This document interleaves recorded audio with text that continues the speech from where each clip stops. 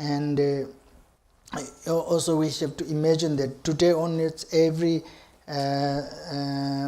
month of the 8th way, the medicine Buddha's day, you should think that I have generated the bodhicitta mind, and how lucky I am to have this receiving the vows of Bodhisattva, and then I truly follow the Buddha's path to become enlightened. And then we have to repeat one more time with after the masters.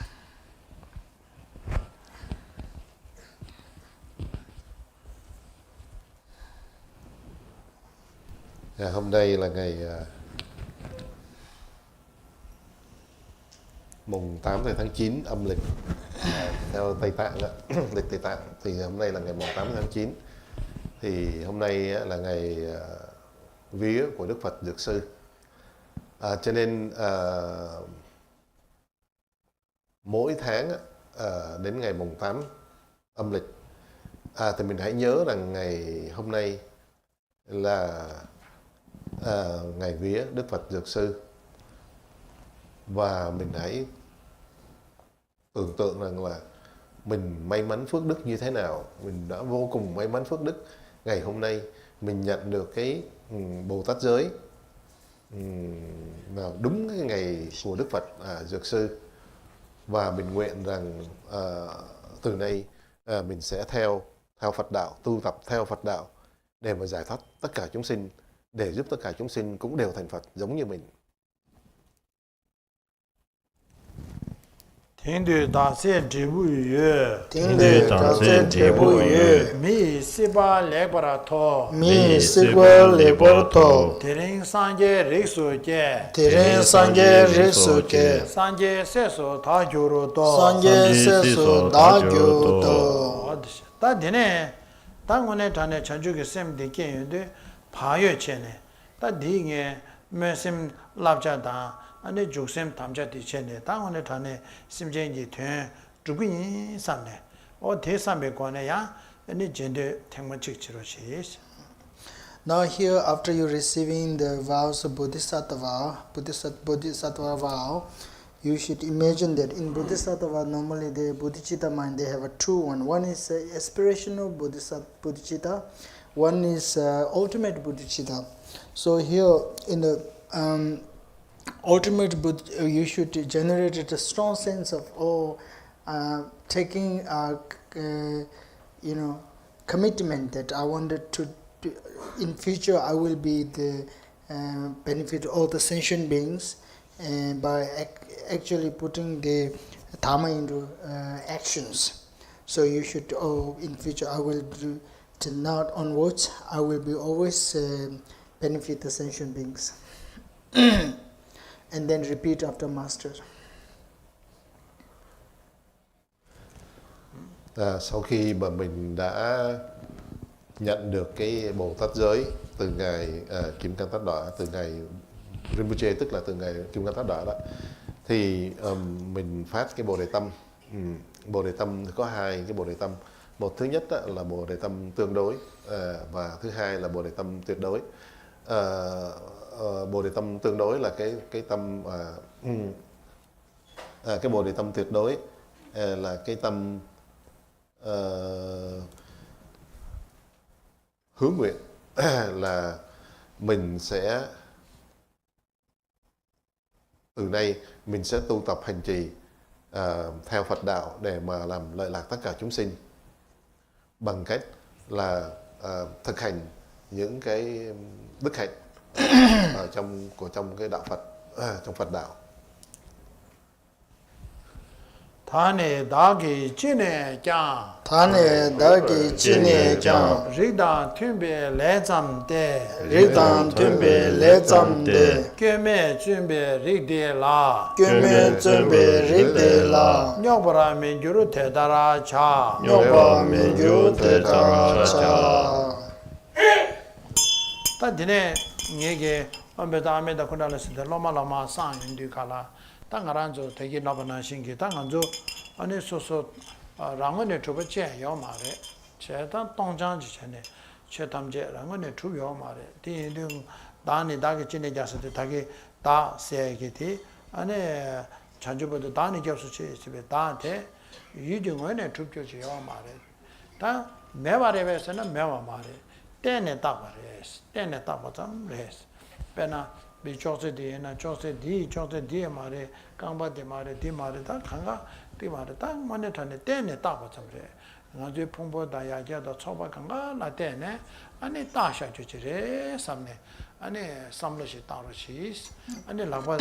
yamba de o la sha ye ba du se ne sha ne ti gre ya la ba ni ga ba pe mo ka ne du sha ne ti gre si ti chi de samlo shi ta ne ta ke me sam chi tong ba ni sam chi de de ma sam ba che ta mo ka ran do ji se me ko ju ne ti go ma re de ji sam ane la me ngwe ne So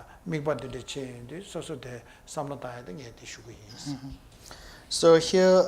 now this portion is generating the student into the Vajrasattva, but before you generate yourself into the deity, most important you should understand that how things exist, including self. Previously when the master recited those requests and those vows, we say, may I or may myself, something, toy. So, actually, we should think about how toy exists. Normally, we have this perception that toy is intrinsically exists or inherently exists or it exists independently itself. So, when you examine, like let's say, table, in front of C you see the solid table, but it's not a fixed, it is not independent. It has to be depend on the wood and carpenter and legs and size and the top. So when you dismantle all this one whole part into the different part, then you will not find the one intrinsic existence of the table. Similar way, you should understand that when you say self, then self has composition of the 5 aggregates. If you don't understand 5 aggregates, just think about your mental self and the physical self. And then physical self, they have different parts, like your head, your nose, or your hands, like that. And imagine that you take apart, dismantle this whole different part, and you're trying to figure out which portion is yourself. You will not find intrinsic existence. So the problem comes when we believe that there is an intrinsic independent self, and then this raise the I and self-grasping, also is raised self-grasping. Self-grasping generated other emotions like attachment, hatred. So His Eminence basically saying we have to really examine ourselves, think carefully that where the self-grasping arise and how it will be, how it's distracted us to generate other emotions before we generated ourselves into deity. So I think the Keramicha is going to lead us some form of meditation on the emptiness, meditation on Tankam. So you hold your hands, left hand below and right hand top, and meet the fingers on the near the nipple, below the nipple.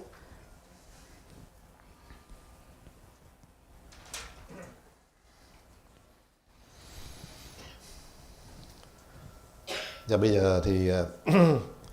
trước khi Rinpoche hướng dẫn cho chúng ta đi gặp Ngài Kim Cang Tát Đọa, hay là hướng dẫn cho chúng ta để nhận cái quán đảnh Kim Cang Tát Đọa đó, thì trước hết là mình cần phải hiểu là cái vạn pháp nó hiện hữu như thế nào, cái ta nó hiện hữu như thế nào. Lát nữa đây á, khi mà chúng ta lặp lại theo Ngài những câu phát nguyện như là nguyện con sẽ như thế này, nguyện con sẽ như thế kia, nguyện con như thế nọ đó, thì mình phải nghĩ xem là cái ta nó thật sự nó hiện hữu như thế nào. khi mà chúng ta nhìn vạn vật chung quanh chúng ta, mọi người chung quanh chúng ta, thì chúng ta thường hay nghĩ rằng lúc nào chúng ta cũng nghĩ tôi, lúc nào cũng nghĩ rằng là cái ta là như thế này, cái ta là như thế nọ, cái ta như thế kia, vân vân. Nhưng mà chúng ta cần phải suy nghĩ, suy tư, quán chiếu thâm sâu, xem là cái ta nó hiện hữu như thế nào.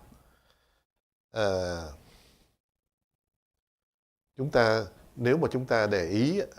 thì chúng ta sẽ thấy vạn vật nó đều hiện hữu, gồm có không do nhiều phần đã hợp lại mà thành, chứ không có bất kỳ một cái vật nào mà nó cố hữu, tức là nó tự nó có như vậy, mà tất cả mọi vạn vật đều do nhiều cái bộ phận nó hợp lại mà thành. Bây giờ lấy thí dụ như là chúng ta suy tư quán chiếu thâm sâu về cái ta, về mình đó, thì mình hỏi rằng ta là